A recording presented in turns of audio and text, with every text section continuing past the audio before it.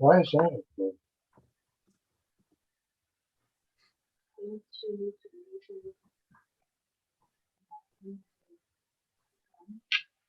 I'm gonna let them all in.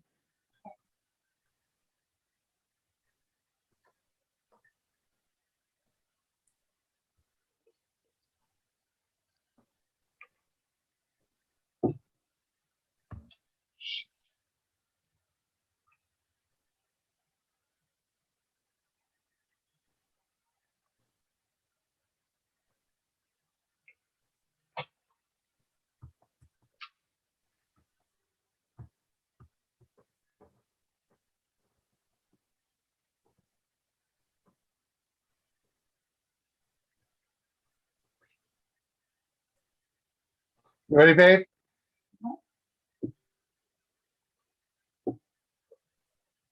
5, 4, 3, 2. Hi, welcome back to United MUFON. I'm your host, Nancy Hill, and I'm so glad you've all come back in to visit with us and be here with us tonight. We have got a wonderful presentation for you tonight, and a lot of interesting and non-related information actually about where ufology is headed in the future. And by now, I'm sure you all are very aware that we have alien DNA that has proved that, especially here in the 20th century, that extraterrestrials are really real. And we have so much information that has just become hard enough. And I want to share a lot of that with you. We're not going to talk about the case from 2012 that I'm aware of and could share about tonight. We just don't have time for that. So I think we'll do that another night, but there's still so much information coming to right now. That case that I was talking about was a work case. And like I said, we won't be tonight. I will mention it on the program later on. So we know what's going on out there, and it's becoming more and more apparent. Terry, can you hear me? Oops, I'm hearing somebody yelling. Don't forget to mute your mics. Let me just interject that right now. Mute your mics so that because this is live, we can actually hear conversations that are going on, and we would have to move the waiting room. So go ahead and do that now if you would. Thank you very much. It helps. So anyway, like I said, I'll share that information later. But we'll take a look at the recent UFO reports from U.S. intelligence that recently come out, which is moving us closer and closer to disclosure. And not just Terry, can you hear me? Because nobody can hear you. I'm getting a lot of messages that people can't hear, or some people can't even see you. Oh, okay. Yeah. Some people can't hear me or see me. Yeah, there's a lot of messages. It's very muted and it sounds like you're in a barrel. Oh, okay. Let me see. Has my producer gotten me information? Yeah, I don't know why some can and some can't. I'm sorry, excuse me? Your microphone is too far from you. My microphone is too far? Correct. Get it closer and we'll be able to hear you. I don't. Can you hear me now? Yeah. Yes? Yes. Oh, okay. Was I too far? Let's see. How can I move this? It should be good now. Okay. Good. I think it should be good now. Can you hear me okay? Just do one of these. Okay, Yes, good. much Thank better. you. Okay. So I guess I have to start all over. Yes, please. Okay. So again, thank you for coming tonight. I'm really glad that you're all here with me. I am hearing a lot of feedback, so I'm just going to let my producer know that. I'm so grateful that you guys are here with me every month. This is really special. And our presentation tonight has a lot of interesting and long-awaited information about where ufology is headed in the future. And by now, many of you have heard or actually know that alien DNA has been discovered in the 20th century. A MUFON case presented in Florida from 2012 is proof we are not alone. While we won't be discussing that case tonight, I will share the information later. And if you're interested in ordering that information, you can in a little book on Amazon. So we'll take a closer look at what's recent, and our UFO report from U.S. intelligence, which is moving us closer to disclosure globally, is something that is going on right now. And so I'll talk about that in just a little bit as well. But I so enjoy this time, and I really do want to thank you all for being here. I'm sorry for the little technical difficulties that we have. I'm hearing myself. There we go. I have to take that out of my ear because I'm hearing like a reverb and I'm hearing myself talk. Boy, that's very confusing. But anyway, thanks for being here. So it's always been my desire to bring MUFON into your home, literally, and introduce you to the people that we have here working with us at MUFON, because we have so many amazing people and that make us up, the MUFON community. We're like family, really.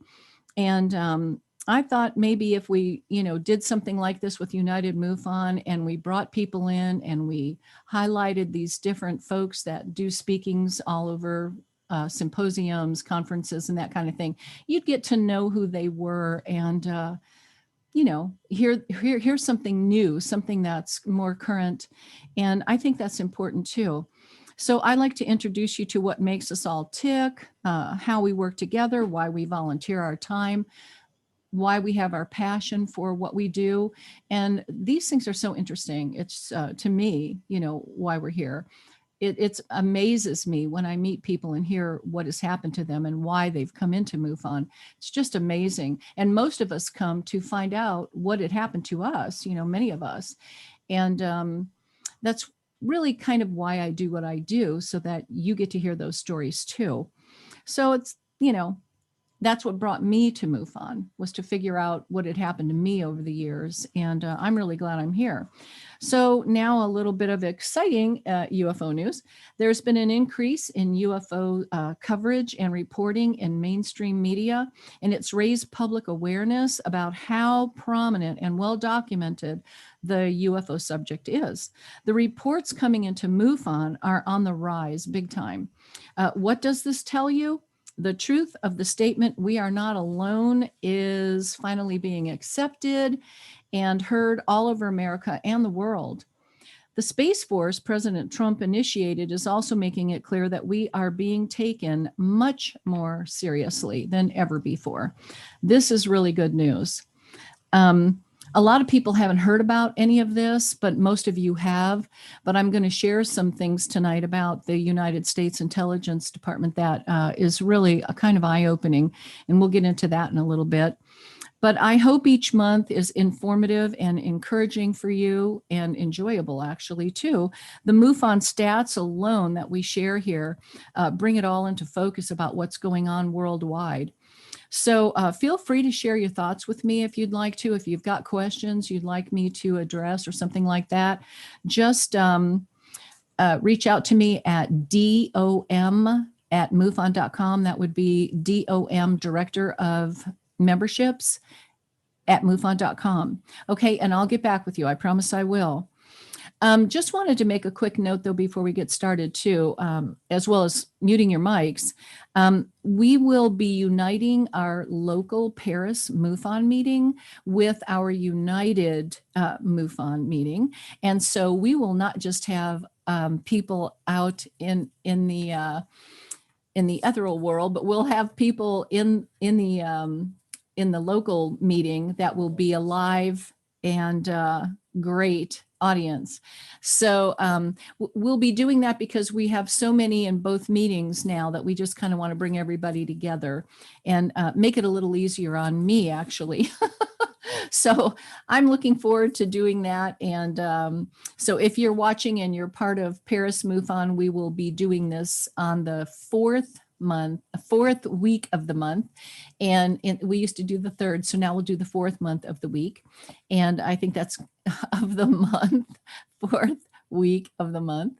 And I'm looking forward to that. I hope you are too. So we have a wonderful meeting planned here tonight for you. And we have an outstanding speaker. I can't wait to get to that. So we're going to hurry up. And a great roundtable and question and answer session ahead. So let's get going and do this. And we'll talk about this wonderful UFO report from U.S. intelligence, which may actually blow some minds. U.S. intelligence agencies are at the crossroads right now. They will soon formally acknowledge UFO reality, or they will commit to a new generation of deception. Let's hope that doesn't happen. The Director of National Intelligence has until June 25th of 2021 to produce an unclassified report on UFOs for the Senate Select Committee on Intelligence. There are cracks breaking wider day by day in the once monolithic denial of UFO reality by the U.S. intelligence community. The latest came on March 20th from John Ratcliffe, who served as Director of National Intelligence under President Donald Trump from May 2020 to January 2021. That position is effectively the top dog for the entire U.S. intelligence community. Ratcliffe told Fox News host Maria Bartiromo that he'd wanted to get a great deal of UFO material out to the public before the clock ran out on President Trump's administration, but simply couldn't get it organized and declassified in time. Having fallen short of his goals while on the job, former DNI John Ratcliffe waded right into the subject on the air and on the record. His words are truly shocking on a subject that has been shaded in secrecy for most of its history. There are a lot more sightings than have been made public. Some of those have been declassified, he said. And when we talk about sightings, we're talking about objects that have been seen by Navy or Air Force pilots or have been picked up by satellite imagery that frankly engage in actions that are difficult to explain, as well as movements that are hard to replicate that we don't have the technology for, or traveling at speeds that exceed the sound barrier without a sonic boom. U.S. intelligence agencies are at the crossroads. They will acknowledge UFOs formally, or they will commit to a new generation of deception. Remember that in mid-2020, the U.S. Senate Select Committee on Intelligence called for the Director of National Intelligence, the IAA. It was just a part of the Omni Bill passed by both houses of Congress and signed by President Trump in December of 2020 to get the COVID relief funding out there. The bottom line is that Trump's signature caused the act to be enacted. That set the clock ticking, and Quick Calendar Consult set June 25th as the drop dead date for turning in the homework, which was buried inside that massive bill filled with dry legislative language. The committee supports the efforts of the Unidentified Aerial Phenomenon Task Force at the Office of Naval Intelligence to standardize collection and reporting on unidentified aerial phenomenon. When this language was first released, part of its shock value was also that it flat out says there is an Unidentified Aerial Phenomenon Task Force, the UAPTF, operating within the Office of Naval Intelligence. The Senate Select Committee on Intelligence is now chaired by Senator Mark Warner, replacing acting chair Senator Marco Rubio of Florida. Both men have taken questions on the UFO subject and been clear that they think answers are due. Rubio states, "We have things flying around military bases and places where we're conducting military exercises, and we don't know what is and what isn't ours." So that's a legitimate question to ask. And I'd say, frankly, if it's something outside this planet, it would actually be better than the fact that we've seen some technology leap on behalf of the Russians or the Chinese or some other adversary that allows them to conduct this sort of activity. The bottom line is, if there are things flying over military bases and you don't know what they are, they're not yours, and they exhibit potential technologies you don't have at your disposal, that to me is a national security risk and one we should be taking very seriously. Brennan was on the job when the Pentagon UFO videos surfaced publicly back in 2017. He recently spoke publicly in an interview conducted for a podcast produced by George Mason's University's Mercatus Center. Life is defined in many different ways. I think it's a bit presumptuous and arrogant for us to believe that there's no other form of life anywhere in the entire universe. Is there other life besides what is in the United States or in the world or across the globe? What that might be is subject to a lot of different views, but I think some of the phenomenon we're going to be seeing continues to be unexplained and might, in fact, be some type of phenomenon that is the result of something that we don't yet understand. And that could involve some type of activity that some might say constitutes a different form of life. So where does this leave us? It's not as if retired insiders haven't spoken out before. One of the most famous is a man that Brennan knows a great deal about, Admiral Roscoe Hill and Cotter, the first director of the CIA. After a decade out of service, he wrote a letter to Congress, and it was a stunner.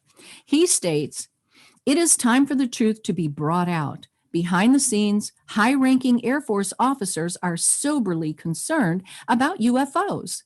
But through official secrecy and ridicule, many citizens are led to believe the unknown flying objects are nonsense. I urge immediate congressional action." Wow. That was way back in 1947, folks. You know, that's a long time ago. Many of you hearing this already know that there is plenty info out there. Your minds have been turned on to the issue for many years in most cases, and you may not be shocked, but your friends and family, however, have managed for their entire lives to pretend this issue does not exist.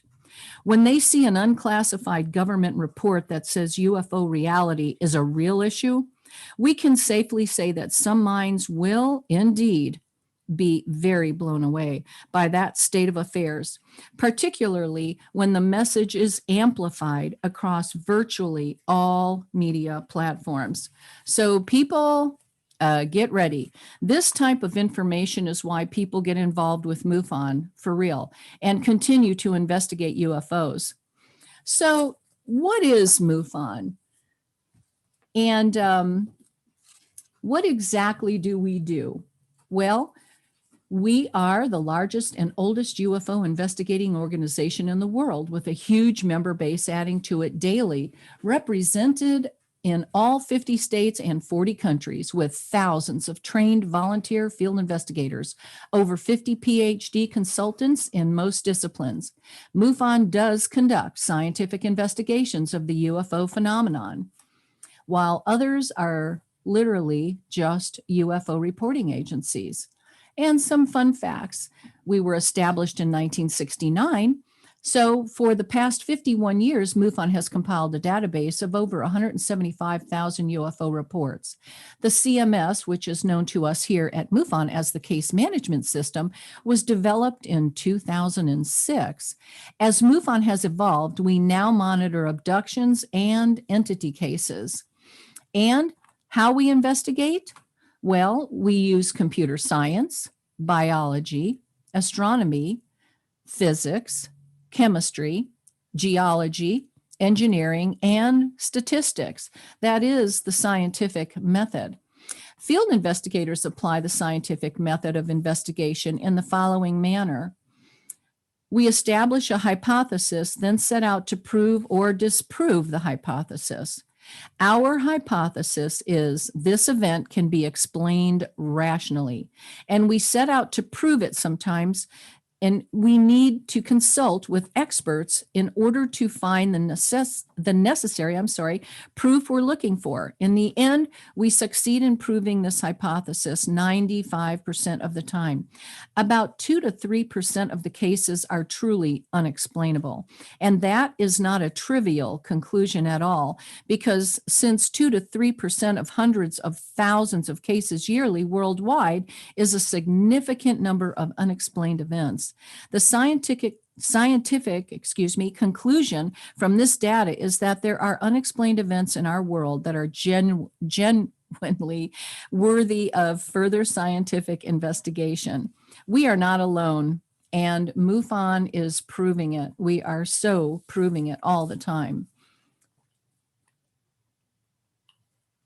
That is our scientific method. Our mission statement. These are the words that inspire us each and every day. Our goals: we investigate UFO sightings, abductions, and entity cases, and we promote research on UFOs with an eye always towards science, and we educate the public on the UFO phenomenon. That's what we're doing here tonight. And we've got a board of directors, and I like to highlight one every single month. I do like to call attention and notice John Schuessler especially. He is our founding member. And like I've shared before, MUFON started in his garage many years ago, 51 years ago. We also have Tom Whitmore, myself, Debbie Ziegelmeyer, Rob Swiatek, Richard Beckwith, Sandy Clevin, and Ken St. John. Wonderful people who are constantly working hard, very hard, for all of you. And we're very proud to be associated with all of them. Tonight, though, I would like to highlight Debbie Ziegelmeyer. She is the Missouri State Director from Imperial, Missouri, and her ranks and positions include, other than her Missouri State Directorship, she is also on the board of directors and a STAR team investigator. She's a benefactor and founder, and she's a MUFON founder of the dive team. Debbie is a PADI open water scuba instructor, first responder, underwater UFO USO search and recovery instructor, a PADI master scuba instructor, and PADI rescue diver. She also holds PADI scuba instructor specialties in deep diver, underwater navigation, boat diving, night diving, wreck diving, underwater search and recovery, underwater photography, enriched air altitude diving, drift diving, and instructor for divers with special needs.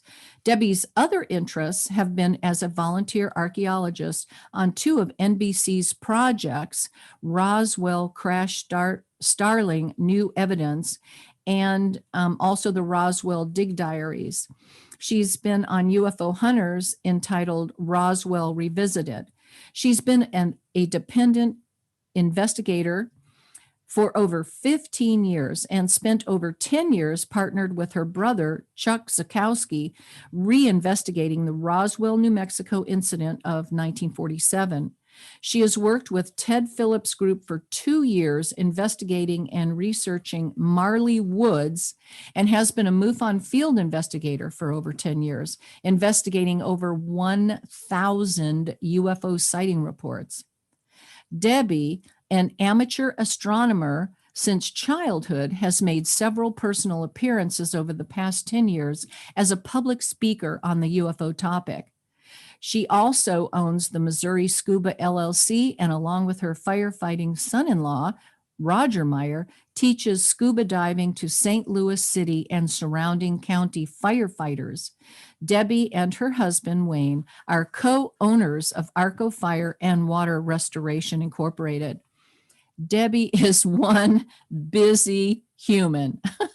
We're proud to have her here with us at MUFON, and she is constantly doing things that support everybody else and is always on TV. It seems like every time we turn around, she's back on TV again. So good to have her a part of our team. We're very, very proud of working alongside her. So of all the different UFO sightings that we get reported to us, about 15% of those are actual, real, solid objects. The others are misidentifications, optical illusions, sometimes stars or planets, hoaxes, unfortunately, and hallucinations. But what about those remaining 15%? You know, that's what brings most of us to MUFON. And that's the reason for MUFON's existence. We want to hear your story. So if you have one and you'd like to share it with us, please upload it to MUFON.com. No experience is ever too bizarre. Don't be afraid or ashamed, because that is truly why we're here. We're here to support you in what has happened to you. And we've got a great group that works with us. The Experiencers Resource Team, which is known as the ERT, is dedicated to helping experiencers of alien contact. And our director, Kathleen Martin, who many of you might know is the niece to Betty and Barney Hill. She is just amazing, just absolutely amazing, and works with some really wonderful people. So take the first step towards understanding by completing a short experiencer questionnaire at MUFON.com/experiencer-questionnaire.html. By doing so, you can confidentially, and she means that, share your experience with someone who can help you to find answers. We really are here for you. A little bit of MUFON business that we'd like to talk about, something that's taken a while to move forward, but is finally happening, is Project Aquarius. The concept goes back to 1975 when the idea of a global accessible UFO database was first discussed.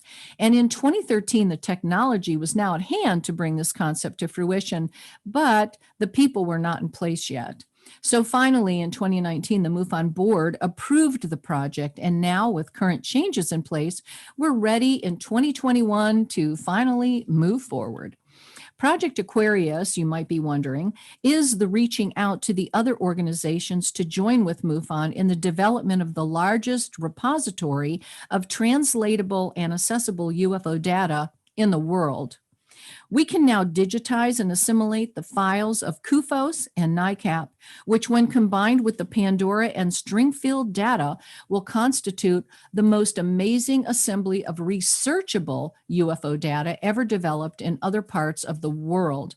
Vast amounts of data exist with our friends in Europe and South America, France, and other places. We will be reaching out to those organizations and inviting them to join with us in this worldwide effort to develop the most comprehensive collection of UFO data on the planet. There are a myriad of projects on the agenda, and it will take an immense effort to put them all into practice. And I must say, none of this could be possible without you, our members, state directors, state officers, certified field investigators, staff, and supporters. Your loyal supporters of the UFO phenomenon, and believe me, we thank you. So if you can, please donate to Project Aquarius for the benefit of humanity. You can go to MUFON.com, or you can write a check and share it here with me at United MUFON, and I will send it on. Thank you. We're looking forward to this coming to fruition. So again, as the Director of Membership, I will invite you to join MUFON today if you haven't already. One of the benefits is that you do get the journal, and our journals are coveted. I'm not kidding, they really are. I save every last one of mine unless I give it away. But what we get in the journal is articles by leading ufologists, symposium information, UFO sighting reports, abduction cases, one-on-one interviews. We have so much information jam-packed in that little journal. Mutilations and crop circles are noted, just to name a few things, and it's very affordable. We've got it available for $59.88 for the entire year. And there truly is no other publication on the planet like the MUFON Journal. I'll refer back to mine throughout the year all the time. Excellent, well-documented information. So get yours today if you haven't. And we've also got the hard copy and e-journal available for $88.88, and that's yearly. Or for $119.88, we have the enhanced e-journal and MUFON TV. Now that is really something amazing, because that is like getting just that much for going to one of the symposiums, and symposiums can cost hundreds of dollars. So for $119.88, you can get it live streamed right into your, living room. So it's really definitely something you'll want to look into. And we're also doing like $589 a month if you just want to do it month by month, or $789. But if you do have an experience and you're not a part of MUFON, just know that you can upload any experience or anything that has ever happened to you, or just asking questions too. Go to MUFON.com and report your experience. So some really good news. MUFON's 51st annual symposium is been moved from July to August 26th through the 30th of 2021. Those of you who have already paid and you're just rolling over your money from last year when we were, in the COVID and lockdown, we have all that information on hand, but we will be live August 26th through the 30th in Las Vegas, Nevada. So everything will stay the same. The only difference is that we've changed the date, and our MC will still be Katie Cook from Country Music TV, and we've got so many good speakers. I'll have all of that and their pictures up for next month. So check back with us, okay? Now, also, if you'd like to join our team and become a field investigator, all you have to do that is contact your state director, sign up for online training, or just go to MUFON.com and click join. You can take your exam and complete the orientation program online at MUFON University. So have a mentor with a licensed and experienced MUFON FI before attempting an investigation on your own. You'll never be by yourself.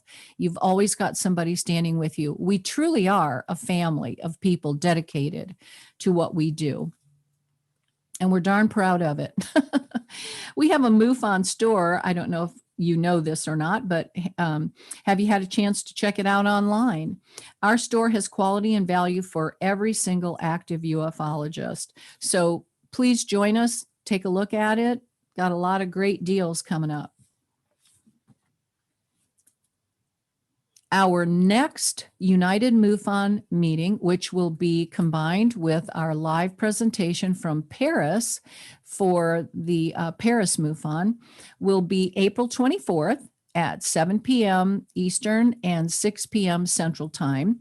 And we will have Denise Stoner, an ASD for Florida MUFON, and she's been on the ERT for a very long time, a good friend, an amazing person with just so many different experiences and things that have happened to her that are just wonderful. And we'll be talking about all of that next month. So please make note of that and register at MUFONmeetings.com for that next meeting.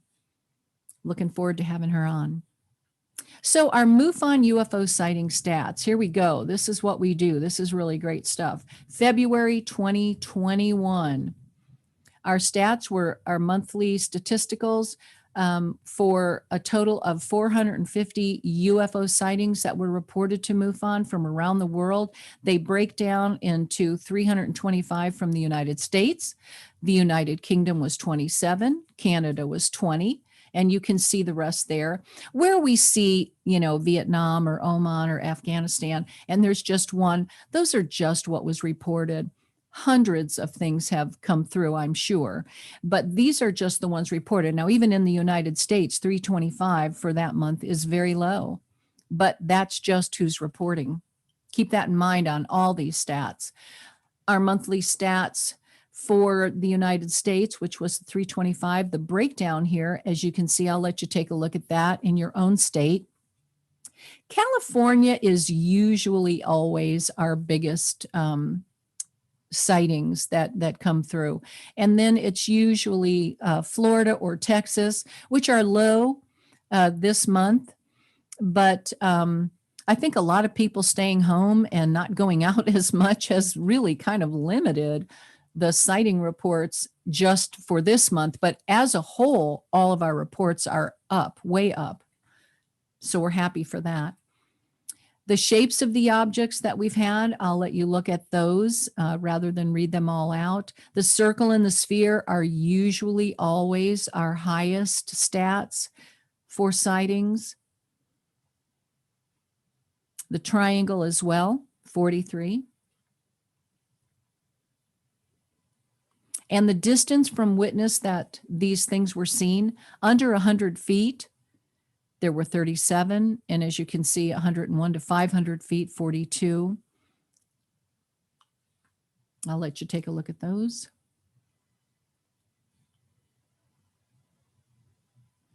And finally, the part we can't wait for.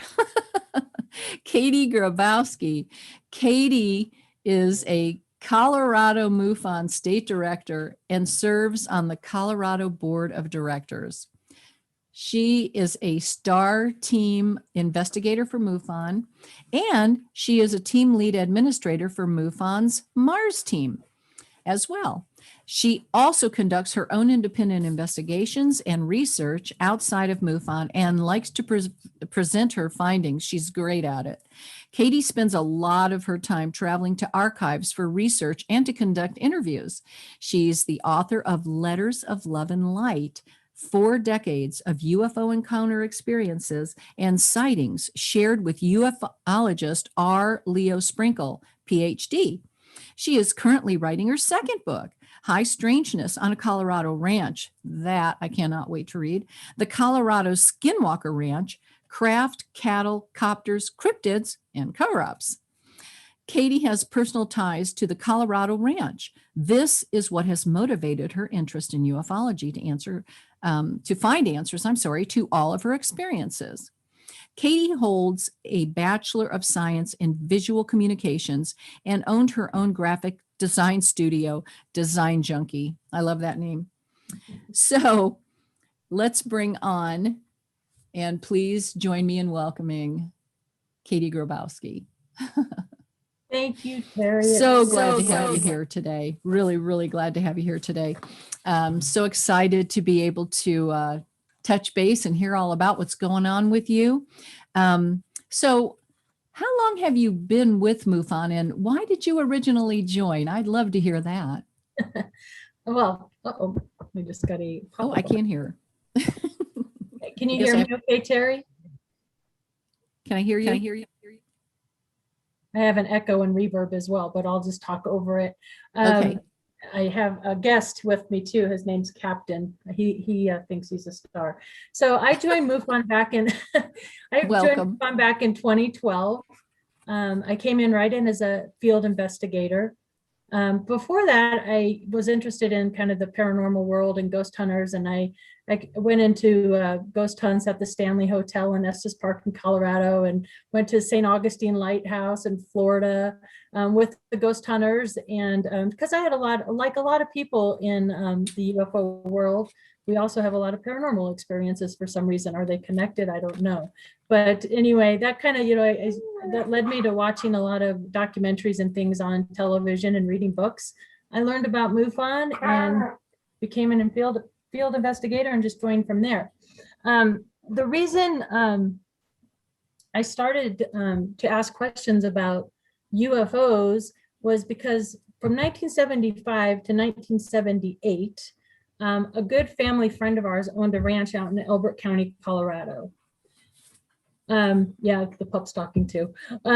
Anyway, at the time it was known, it's in UFO folklore, it's kind of known as a Clearview Ranch, because the owners at the time did not want the location of the ranch or their names out there in the public world. So there were a lot of articles written about it in that. During those years, I'm going to give away my age here. But I was 9 to 12 years old from 1975 to 1978. So I was just a little girl, and I was on the ranch a handful of times, my sister and I, and experienced some really unbelievable things. Now, my mom was a computer operator for United Airlines, and she had met the gentleman that owns the ranch at United. And since where they worked at the computer operations was in the Denver Tech Center here in Denver, the 2 youngest sons and the father lived with us at our house for 3 years while they owned the ranch. So you can imagine, every Monday when the 2 younger boys and the husband would come back to stay with us for the commute, and they also attended a larger school district, the Cherry Creek School District, we would hear about everything that was going on, kind of. the adults in my life like to keep that pretty secret. They kind of kept it hush hush. So we knew about cattle mutilations. We knew police were being called. It was sort of this kind of eerie, spooky thing, you know? So life goes on. You graduate high school, you go to college, you get married. I have 5 children, and I just sort of put it all behind me for all those years. Like I said, I became interested in paranormal, joined MUFON, still not really knowing much about the ranch, until one day I bought a book, Hunt for the Skinwalker by George Knapp and Colm Kelleher, PhD. And in that book is a chapter called Other Hotspots. It's on page 177. I have it memorized by heart.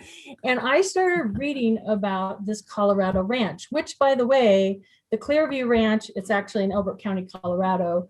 There's several small towns in Elbert County. And the reason I don't give the exact town of the ranch is because I don't want people, just like with Skinwalker, you don't want people like driving around and knocking on neighbors' doors. You know, they're very private people, farmers and ranchers and that.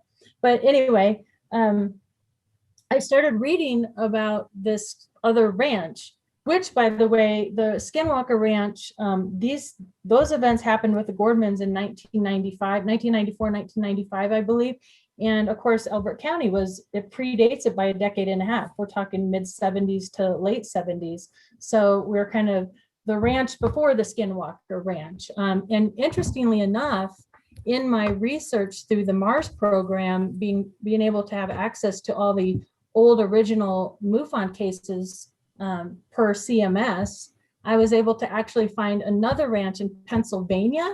And forgive me if I say the name of the town wrong. It's Ohioville. I'm not sure how to pronounce it. I don't know. But it's in Pennsylvania, and it has activity so much like the Colorado Ranch and the Skinwalker Ranch. And that ranch that activity happened in 1974 and 75. So a year before our ranch. So it's kind of fun. And now, of course, you know, there's a Bradshaw Ranch in Arizona and Sedona. There's another ranch called the Meadows, which I think is somewhere in the South that's being rolled out. And all these ranches are coming up to the forefront. And for me personally, it's about trying to seek answers to what was going on at the time. And I have learned so much about what was going on at that time. Linda Moulton Howe did a movie called Strange Harvest. I'm sure most of you know about that movie. And in that movie, she talks about the cattle mutilations that were happening in Elbert County at the time. And interviews a gentleman. There was George Yarnell, the sheriff of Elbert County, and then there was Bill Waugh, the undersheriff at the time. And I was fortunate enough to be able to fly out to Florida. Bill Waugh has unfortunately passed away, but I got to interview his son, who was on call with him a lot, and his widow as well. And she had saved all the articles from the time, and, you know, pouring through articles. I have a list now of over 200 people that have encountered things out there and have done interviews with people out and around Elbert County. And I'm so excited to share what I've learned so far, both in that book that you mentioned that I'm working on now, but I'll also be speaking at the Laughlin UFO Mega Conference in Sunday, Great. June 6th through Saturday, June 12th. It's like a week-long event. So I'm hoping, you know, there's limited tickets. I hope to see some of you there because, you know, I'm not able to have a power presentation for you guys here, but I'm going to put together a lot of the audio and video and things that I've uncovered, which are pretty fascinating. And I can't wait to share that at that event. Anyway, but so that's kind of how I got into UFOs, just, you know, trying to figure out answers to these questions on the ranch. And if you would like, I can talk about some of the things that I experienced. Yeah, very interesting. Yeah. So, oh, I'm sorry. Were you going to say something? Go ahead. Oh, okay. So you also, I'm getting such a pullback. I'm going to have to pull this out. So you're also doing something with cryptids and Sasquatch, and what's going on with all that? Well, that's all part of the ranch phenomenon. So back when I was a little girl, they called them actually white fuzzies. I know that sounds funny. This was the late 70s, but I would hear like white fuzzies and the Sasquatch beings. They were, spotted out there many times. And not only that, but they were like menacing. We heard a lot of bangs, weird humming noises and bangs under the ground. And so the reason they call them white fuzzies is because unlike your typical Sasquatch that has the brown or black hair, they had like gray hair. So, those were spotted out on the ranch, and also crypto creatures. We had these large, unusual birds and dogs spotted out on the property. Wow. We had these many, and this is a fascinating phenomenon to me. And I've been fortunate enough to be able to talk to John Schuessler, who did a lot of investigations on this as well, are the menacing helicopters that were spotted out there. And I have articles of these helicopters out in Elbert County actually chasing young people through fields. They would be rising up off a hillside, wow, chasing orange orbs off properties. The sheriff actually witnessed that. We had unusual blinking boxes that were spotted. And in fact, the sheriff, Bill Waugh, talks about he was on patrol one night. He sees what he thought were headlights in a car, but then realized there was no roads where he was looking. So he called in and went back into town to get a posse sheriff because he didn't want to go in there alone. And by the time he got back, the lights were gone, and whatever he spotted on the ground, the blinking box, were gone. So there seems to be like a interdimensional thing going on. Those boxes were spotted several times by several different people. We had, my sister and I were tossing the Frisbee out one day. It was a wet, if you know Colorado, we get these wet springtime snow, actually just like right now in March, when it snows, it's like this wet, heavy snow. And we were tossing the Frisbee back and forth, and we looked down under our feet and we're like, wow, this is weird. The dirt is just dry, and there was nothing that was growing there. But all around this big perfect circle, it was wet, heavy snow, but the dirt was dry. And in the report that John Schuessler gave me, after he knew I had a family connection to the ranch, he gave me the briefing document, which I'll get into in a minute, and how I got onto the Dr. Sprinkle thing. But anyway, in there, it actually has the dimensions of that circle. And for me, it was so thrilling to start getting all this information and validation to these kind of, when you're 9 and 12 years old, these memories are kind of vague. This was a long time ago. And I was like, oh my gosh, yes, that happened. We were, so, that was really cool.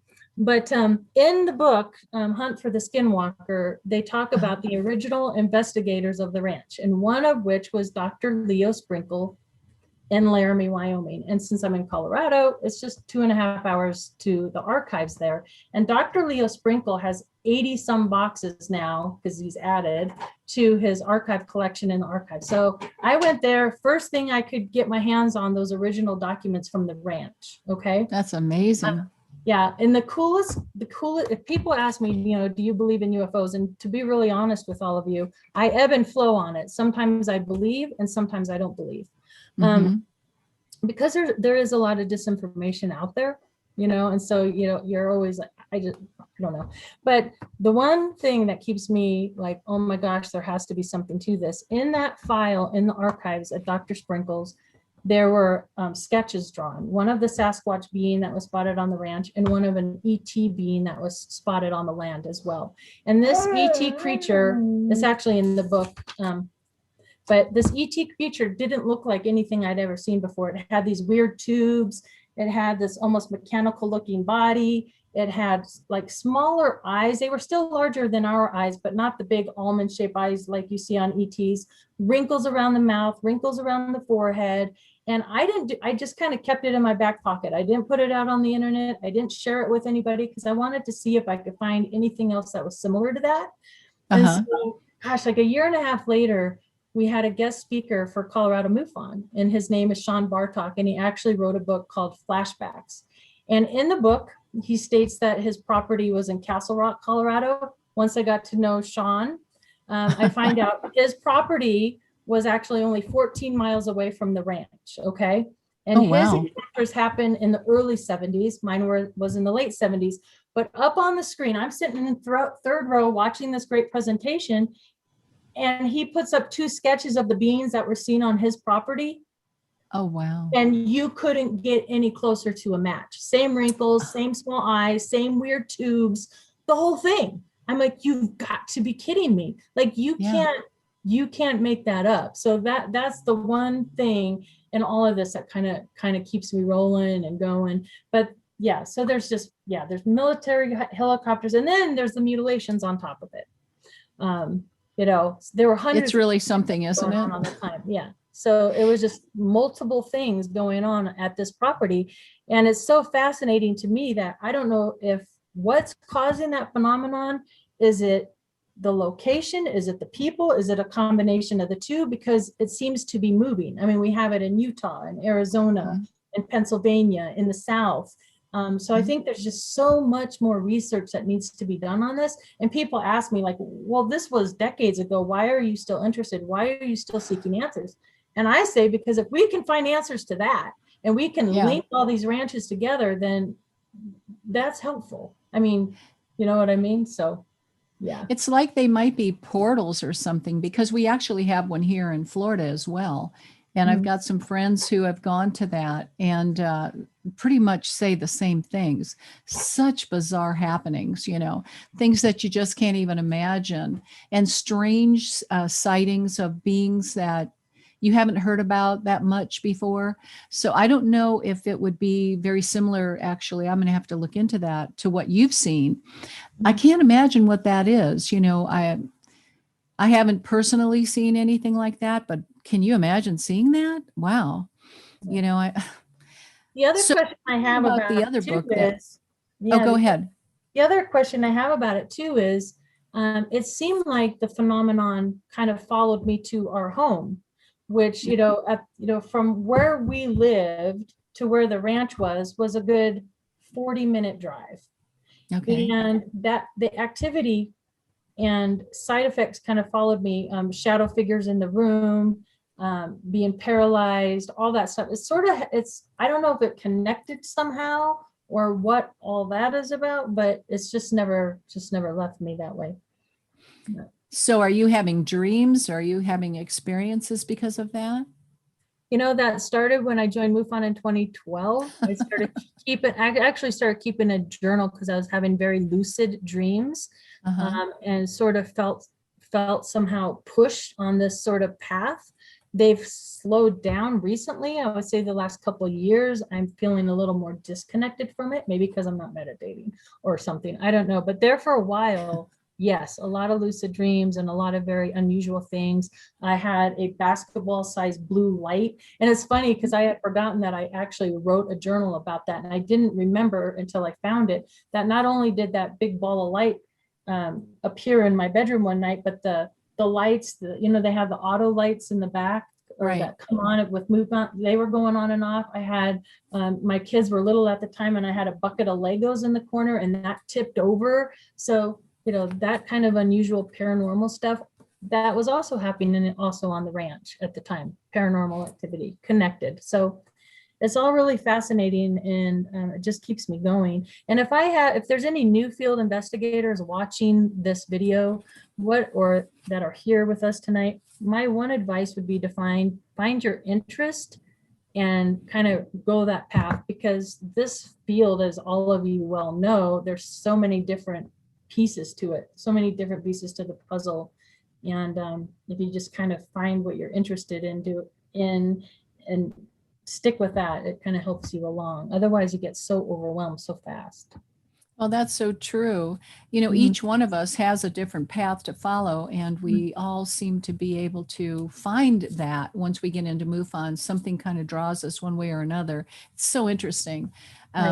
Everybody's a little bit different, but very unique. And I tell people all the time that once you get involved with MUFON, it's amazing. Your life will never be the same again. And it never is. It's so interesting talking to people that have had some of these experiences and being there for them, supporting them, walking them through whatever they're going through. It's just amazing. But tell me, now you also wrote another book. It was called Letters of Love and Light. 4 decades of UFO encounters. Tell me a little bit about that. So this book was three and a half years in the making. What happened is, when I went to the archives in Laramie to selfishly look for my own personal stuff, I started pulling all of Leo's boxes. And in there were letters from people all around the world that had written to Leo Sprinkle, PhD, over 4 decades. So we had letters Oh. from the late 50s, 60s, 70s, 80s, 90s, and they Oh, were from wow. everywhere. And what happened was I'd get a hotel room in Laramie and I'd be like, tell my husband, I'm not coming home for 2 days, because I literally sat in the archives for days. And I went back 12 or 13 times, something like that, just reading letters. And then one night, a lucid dream, oh, I need to share these letters of love and light, came to me in a dream. And I started making trips back to the archives, and I'd take pictures of all the letters and then try and contact the people that wrote the letters. And I would kind of just pull out the juicy parts of the letters and I put them into chapters. So there's everything in here from ET abductions, sightings, ET craft descriptions. One chapter, because there were so many letters written to him about, was this a dream or is this a memory? So one chapter is, memories or dreams, channeling the ETs. And then of course, Dr. Leo Sprinkle was known as a hypnotist. So we talk about hypnosis, which Dr. Sprinkle hypnotized me for an hour and a half, which was a whole experience in itself. But if I can, one of my favorite letters that I actually found, it's in the chapter of abductions. And it's an early entry from Snowflake, Arizona. This gentleman is recalling an incident he had decades before Travis Walton's abduction. Do you mind? Do we have time if I read this? It's a page long. Oh, no, please go ahead. Okay, I just found this fascinating. And what I chose to do in the book, I leave out people's names to protect their identities. I put the box number, the folder number, where they're from, and then the date of the letter, okay? And then I figure if somebody's so inclined to do more research, they can go back to the archives, little trip, and pull the file in the box. So this letter came into Leo March 13th, 1981. At the time, this gentleman lived in Illinois, which, by the way, that's where I was born, in Illinois. Moved out in Colorado in 1970. But anyway, all right, so this is the letter. He said, I am a senior citizen now and not educated to your level. I have been a country preacher for many years now, but I am sure of the truth of these space beings. 40 years ago, any story told about meeting UFOs would have been considered insanity. I would like to share with you an event that I have never been able to share before. So let me get my glasses so I can read better. It was a year between 1931 and 1934. So we're like way before Roswell here, okay? Right. Our bus had run through a small place that I believed to be Snowflake, Arizona. We rolled a short distance into the countryside and the bus came to a stop. To the left of us was a small clearing of woods where a small ship rested with lights gleaming and changing. The lights were mostly blue. I found that interesting too, because Travis Walton's light that came was blue. I said to the driver, I believe I'll go over and see what that is. As I approached the craft, it was larger than I had thought, and the blue light seemed to draw me in and had a calming effect on me. A door opened and I was inside. There were several little people on the craft that I saw. There may have been more in another room. I was kept in the room I entered. They motioned for me to get on a padded table like you find in any doctor's office. I obeyed and became submissive and with little fear. They felt my arms, legs, and over my body. There was one that was a woman. She was more delicate than the others. Suddenly, I fell into a deep sleep. When I awoke, one of them was standing near me. He motioned for me to follow him. I dressed and he hurried me into a room where I saw several men. One of them pointed skyward. I looked up and through glass, I saw other spaceships flying at a great distance above us. I never heard any of them speak. Awesome. They just looked at each other and motioned to each other and to me. I believe I was taken to outer space. I now was put into a deep sleep. The next thing I saw was a glimpse of high buildings to our left as we went along. These people That were is about amazing. 3.5 to 4 feet in height. They had large brown eyes. Their skin was seemingly rough, but with deep wrinkles. While on the ship, I motioned for one of them to come to me. He came and I put my right arm out and drew him to me in an affectionate way. They studied the situation. I found the skin on the little person soft to the touch and very loose. Their big brown eyes had a look that seemed to take fear away from me. I had little fear. I was put out again, and the next thing I know, the bus was coming to a grinding stop. I was standing at the very spot where I had left the bus. I started talking to the bus driver about leaving the bus yesterday, and he informed me that I had been gone several days. I just find my that fascinating goodness. because of the similarities between old Travis Walton. So Yeah. that's kind of fun. Yeah. Those are actually a lot of similarities between what I had happen. Oh, cool. So it's interesting to me how all of that, coincides from so long ago, Right. and we're still having the same kinds of things happen today. It's just amazing. I know that's Gee, why we do that's what we do. awesome. That's why it's important to talk to other people. And you get to a Yes. point, like for me, my love is research. I love Right. archives. I love that part of it and reading. I'm kind of a nerd that way. But you get to a point where you have to start sharing and putting yourself out there, because if you don't, nobody knows what you're doing, and nobody goes, oh wait, I had an experience like that too. And it's so funny because I actually received a private Facebook message about somebody who had bought my book, and she's like, well, you must already know this, but do you realize that the two drawings, one was that somebody had dreamed this this symbol on the upside of the top side of a craft. So in his letter, he was like, how can I see a symbol in a dream from the top of a craft? And the other one was a mark that somebody had on their body in the chapter Evidence and Implants. And the two symbols match. You just had to turn it on its side. And I'm like, no, I never noticed that. I've been through the book 100 times and I never noticed that. That's why it's important to come together with other people, because what I don't notice, somebody else will notice, Oh, wow. Holy Thank you cow, for right? sharing that. Yeah. It's just amazing. Gosh, it really is. I mean, there's so many similarities that, like the blue light, and that is all the things that have happened to me. It's just mind-boggling that people from all over the world can experience very similar things. Mhm. They don't know each other. They've never heard their stories, and yet their experiences are almost, that's more than a coincidence. So we know that this is happening. Yeah. It's really crazy. You've just done a great job, Katie, with your research, and I can't wait to get your book. I mean, I'm really excited to read it. I think that there's probably a lot of other things on that, like you're saying, that might just be exactly the same, just really blow your mind about what has happened. I've had so many experiences myself. I'd love to hear all these other ones. That's the fun about being a part of MUFON too, is just sharing with each other, what we've all experienced. Right. So then you've got this other new book that's coming out and you're writing that. And let's see, that one is called High Strangeness on a Colorado Ranch. The Colorado Skinwalker Ranch. Ooh, right. This is I would love to go there. This is a book of all the research and interviews and things that I'm learning. And what's cool about, I'm working on that as we speak. And what's cool about it is I was just in Sedona a couple of weeks ago for a little conference they had there. And I was able to meet Dwayne from the Blind Frog Ranch. I don't know if any of you have seen that show. I've watched a couple episodes of it, but it was the first time that he had spoken in public, and it was an honor and a privilege to meet him.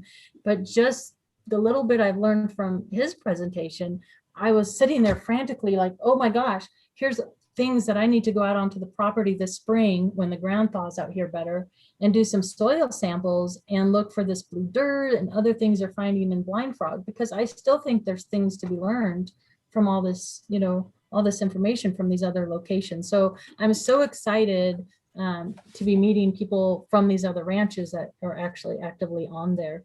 So, but yeah, I can't wait to share that with everybody. But like I said, as I'm writing it, I'm still researching and learning things as we speak and reaching out to other people and that. And I am friends with the youngest son from the ranch in my childhood.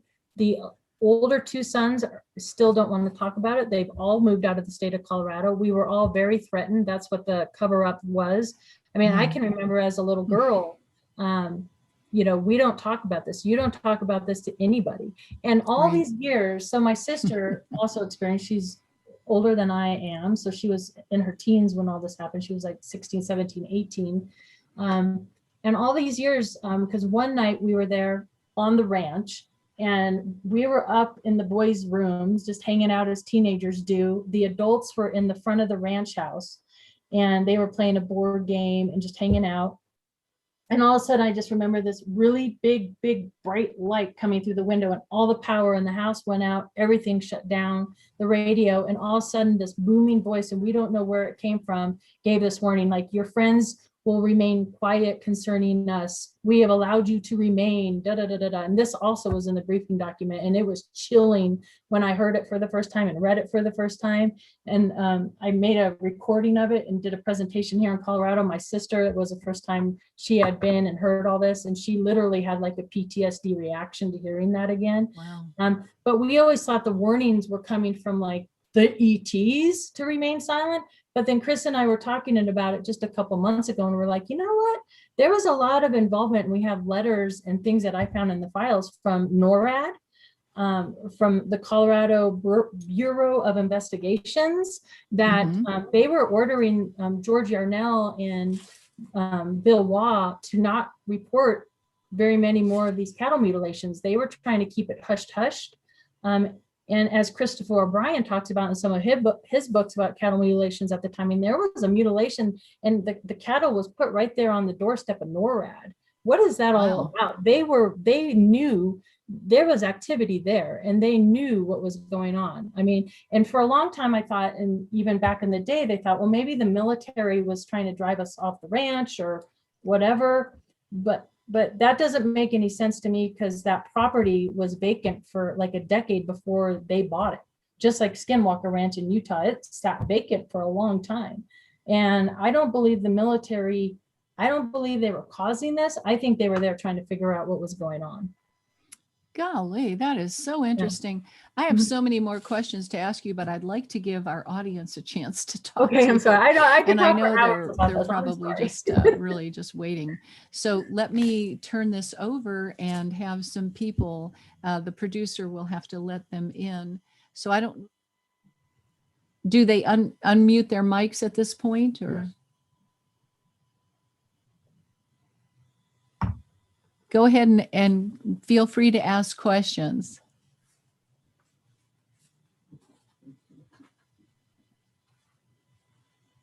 Don't be shy.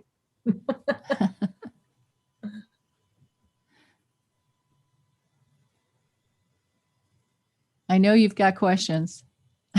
I've got questions. I've got a bunch. Hey, Katie, this is Mark.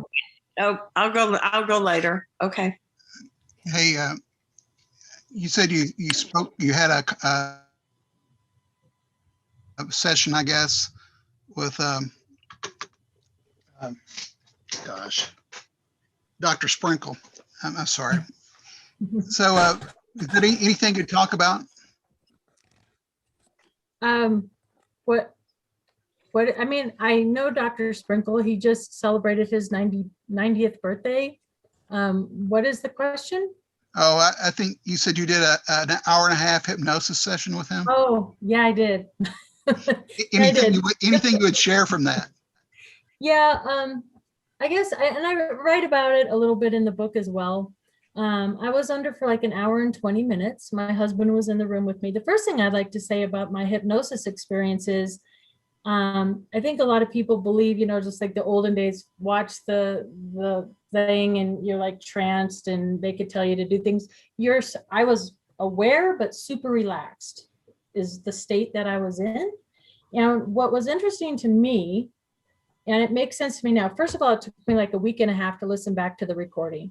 When I listened back to it, the first 30 minutes of that session, it was almost like I had to find the voice of that little girl from back in the day. And I had to stand up to the adults in my life. Like, I think I was told so much to be quiet about it and to not talk about it, that it took me 30 minutes just to find my voice and kind of talk through, you know, my mom and the older people and the older adults at the time. So I found that part kind of interesting. Once I got past that and I was able to find that voice, some things came through that I was kind of shocked by, because I don't consider myself an abductee or necessarily an experiencer for that part, but if you listen to the tape, you would say otherwise. I recall being on board a craft. I talk about these soft light blue beings around me. I talk about looking out in a field at hybrid children. I didn't understand why I was there because I was still a child. I was really confused. What's really interesting to me, and I write about it in the book, is there's a part in that recording, and I wrote it verbatim from the recording from the hypnosis session. My voice changed to how a little girl's would talk. And then one part of the tape, and it's almost chilling to listen to it, I say, and I'm not scared. And I sound like a little girl. And that still freaks me out to this day to listen to that. Something that came through also during that hypnosis session is that the ETs told me that they are well-oiled machines. They're very stream-like, and they've lost a lot of feeling and emotion on their planet. And the reason they're doing a hybrid ET abduction, now I'm not saying, this is true, this is just what came through, is that they're trying to get a balance of the two back, that they want to have creativity and emotion and feeling back, but also retain the knowledge. And so that came through. I'm just sharing this with you guys. I have a hard time believing that because my logical brain kicks in. I'm like, oh, I don't know. I don't have a lot of conscious recall of that, but that's what came through in hypnosis. So I hope that answers your question. Hypnosis is so interesting. Yeah. Regression therapy. Yeah.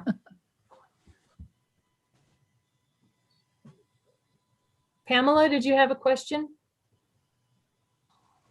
Yes, I wanted to know if we keep talking about benevolent aliens. Were they benevolent that you remember from your regression?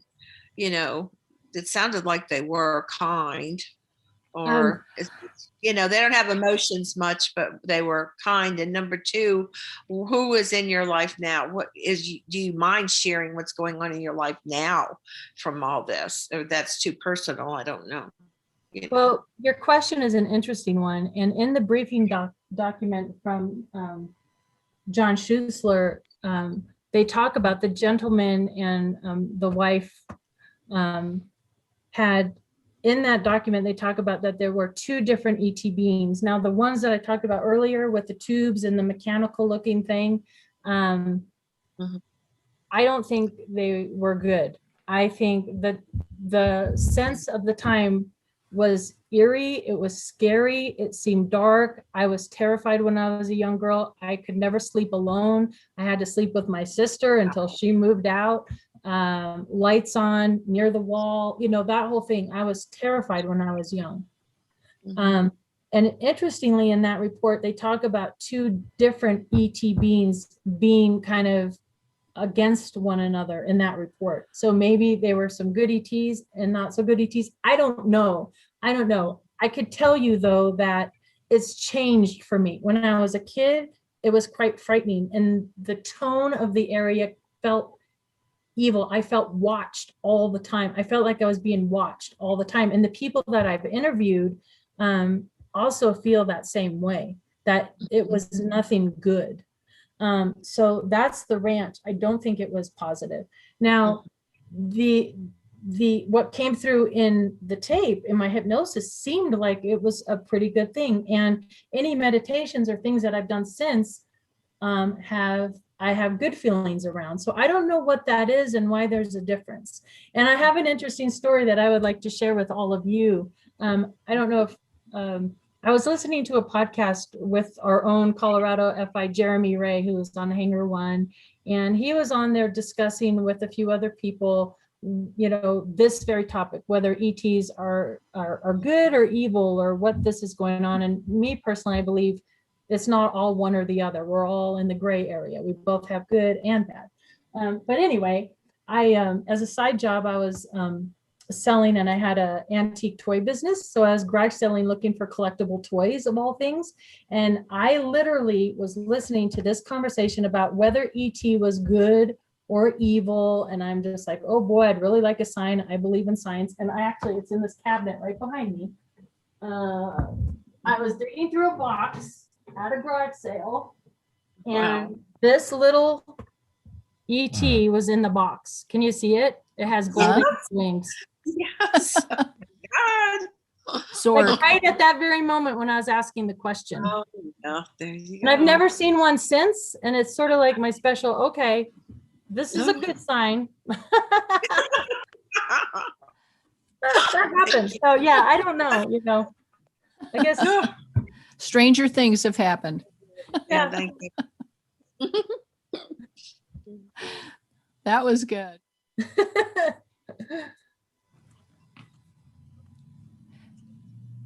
Anybody else?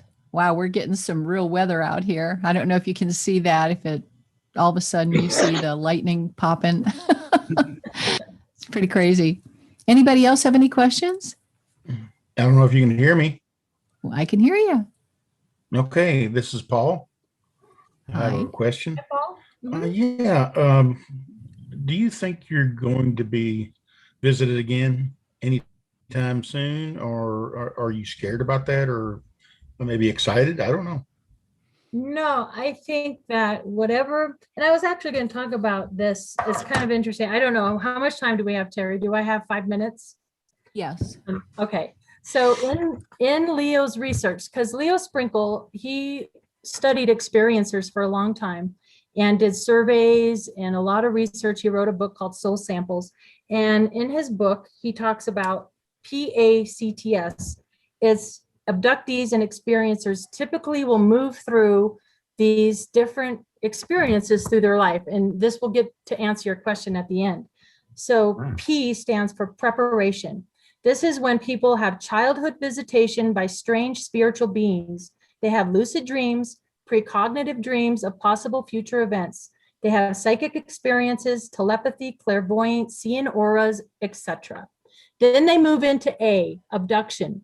UFO sightings and or UFO abduction experiences, loss of time experiences, or partial amnesia events taken aboard spacecraft by spiritual beings or UFO entities. Unexplained body marks, scars, emotional reactions, why me, feeling of being drafted for some unexplained purpose. Then you move into C, contact, adult visitations by spiritual beings and spiritual guides, mental messages about a duty or mission, psychic experiences, telepathy, clairvoyance, PK, healings, etc. Lucid dreams and or precognitive dreams of possible future. Emotional reactions, why me, purpose of visitations, feelings of volunteering for a special mission or task. Then you move into T, which is training, obsessive compulsive behaviors, reading, traveling, visions, reading various materials, including uninteresting materials, science books, change in personality, feeling of being monitored, implanted knowledge, review of possible past lives. And then S, and this is the answer to your question. I don't think I'll be visited anymore because I think I'm in S.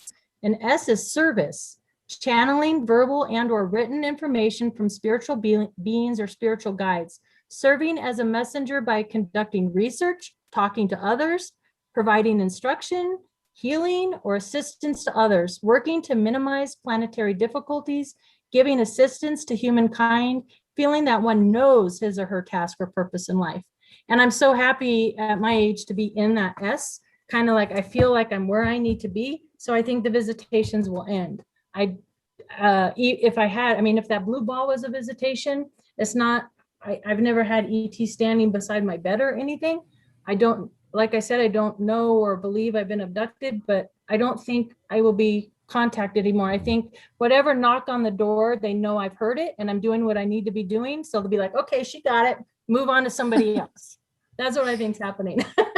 So are you thinking you're doing their will or your will? Definitely my will, because I'm a Taurus Gemini and I'm super stubborn. So Okay. no, but I do feel like I do sometimes feel guided, and I have so many synchronicities that I've had in my life that is kind of like a confirmation of, yep, you're doing what you need to be doing. But it's not like I don't want it to sound like I'm hearing voices or they're telling me to do this, because that's not it. For me, it's a passion to find answers to what was going on when I was a kid. And so, I hope that answers your Okay. question, Paul. Yeah. Sure, Yeah. sure. It did. Okay. Well, you never really know, though. You might get visited again. You never know. I wish I sometimes could ask say for that it, that was 'cause I just want- one I thing. want the camera. I'm like, come on. Maybe that's why they won't come, because they know I'm ready. Does anybody else have any questions?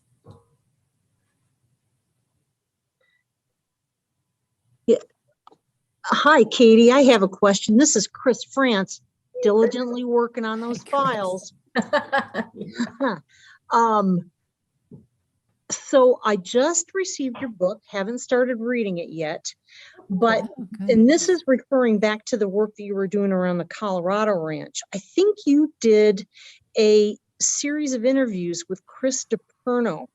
Mhm. And in those interviews, you had talked about two different people, and I don't remember the details, but I would very much appreciate it if you would mind recounting what you had shared with him about two different people who had had experiences of seeing non-human entities near some kind of box, and then near the box, a Sasquatch-esque looking creature.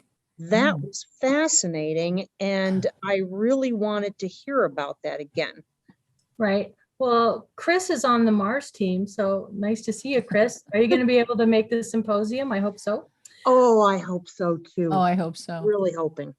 Good. It would be great to see you and hang out.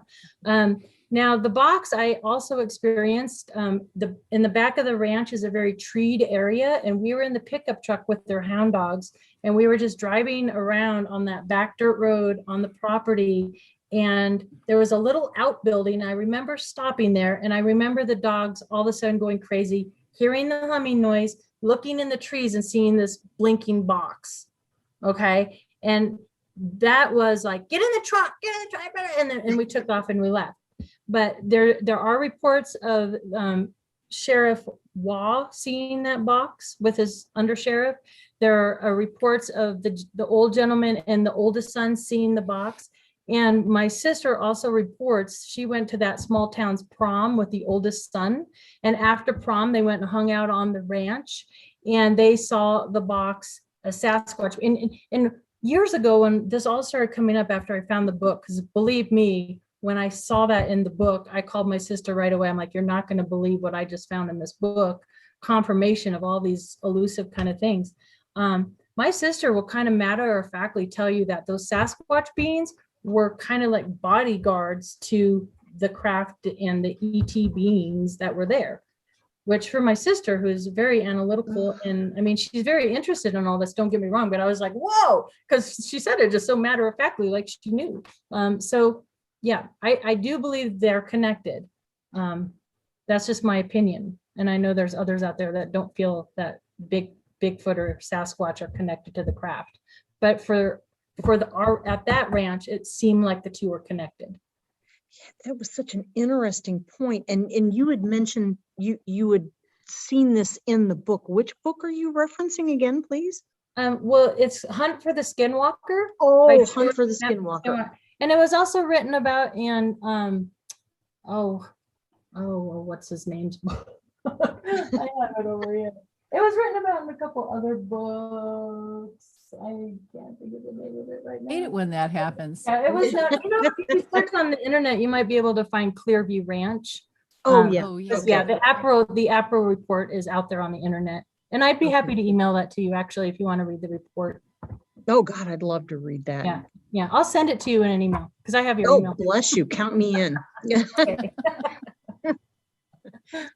Thanking you. You're welcome. Thanks, Chris. Thanks, Chris. Does anybody else have any questions?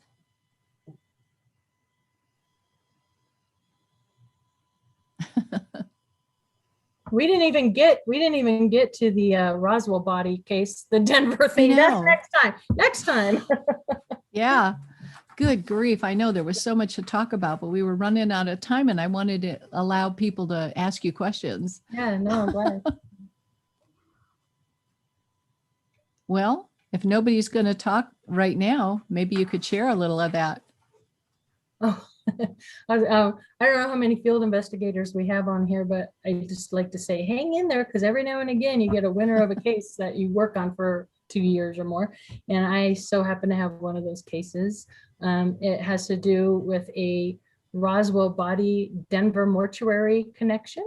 I don't want to give a lot of information about it, but it was written about also in books. So there is some backup to the story. But long story short, we had a couple out of California contact Colorado MUFON because her father and the mortician were best friends and had worked at the mortuary in Denver.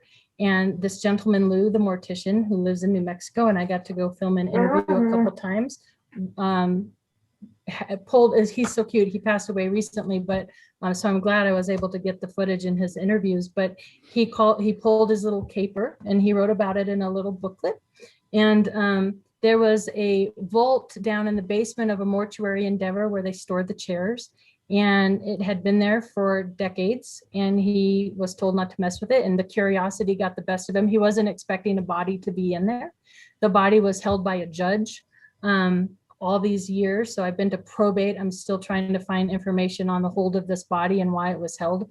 But he opened the vault, which he really feels guilty about. And he didn't think ET at the time when he saw this little childlike body. All the visceral was removed, the genitals were removed. He felt it was a hydrocephalic child. And then years later, he and his wife were in New Mexico doing hang gliding missions. And he just happened to stop in, as any tourist would, at the Roswell, got to talking to people about that. And all of a sudden it clicked to him that this was a possible ET. And the more he learned about the judge and the people in the mortuary and the connections to President Eisenhower, Fitzsimmons, and Lowry, it started to look more and more like this was in case the facts. And I've been pulling documents at the Eisenhower Library. This was written about too in Roswell in the 21st Century by Kevin Randall, Inside the Real Area 51, The Secret History to Write Pat, that there was a possible Roswell body taken to a Denver mortuary. There's also a really interesting Freemason connection. The judge that had that hold on that little body in that mortuary was a 33rd-degree Shriner Mason, right near Fitzsimmons and Lowry. And so I'm connecting I'm connecting dots right now, and I can't wait to be able to roll this out to the public once.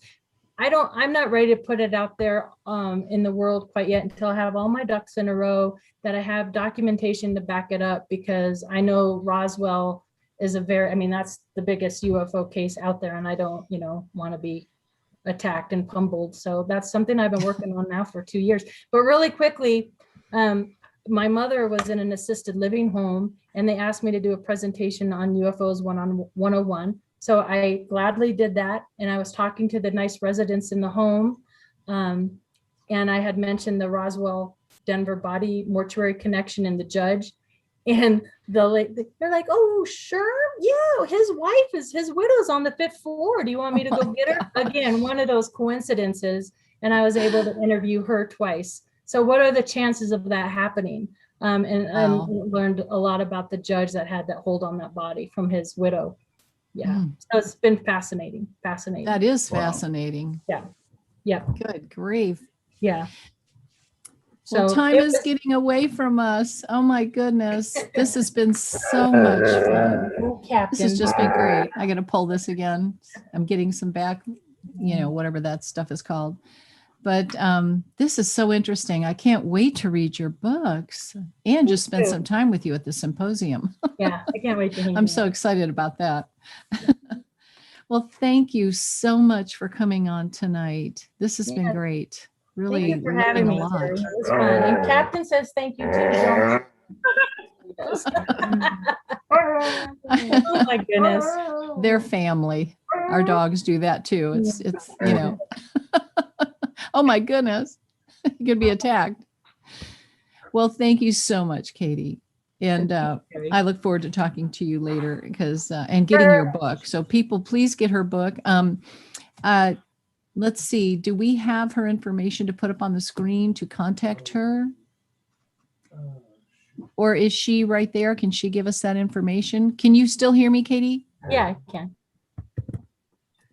Okay, you want to just give a shout out, get to your book and how they can reach you if they'd like to ask Actually, questions? the easiest way to reach me, honestly, I mean, you can search the titles, Letters of Love and Light, 4 Decades of UFOs in Amazon, but the best way to kind of get in touch with me by email or also order the book is just through my website, which is my name, KatieGriboski.com. So that's the easiest. Okay. It's KatieGriboski.com. Okay, great. Thank you. Thank you so much. Thank you, Terry. Okay, great. Awesome. Well, I had mentioned earlier that, we had an experience in 2012 and there was some information about DNA and the fact that we do have proof that we're not alone. And if you go log on to terryling.com, you can read about the experience that I had with an alien and I was healed. And so that book is Alien Healing by terryling.com. It's the true story of a benevolent extraterrestrial. And most of the ones that I have, everything that I've been involved with extraterrestrials has been benevolent. That's just maybe coincidence. I know a lot of people have other issues with malevolence, but I haven't ever had that. But anyway, if you go to terryling.com, you can read about a lot of the other experiences as well that I've had. And I want to just thank you so much for being here and remind you that our next meeting is going to be April the 24th, and we will have Denise Stoner with the ERT. She's the ASD for Florida MUFON. I used to be her state director down there. And we'll see you all again. Thank you so much for coming. Don't forget about Project Aquarius and making a donation. We'd love for you to do that. Thanks again. See you again soon. Bye.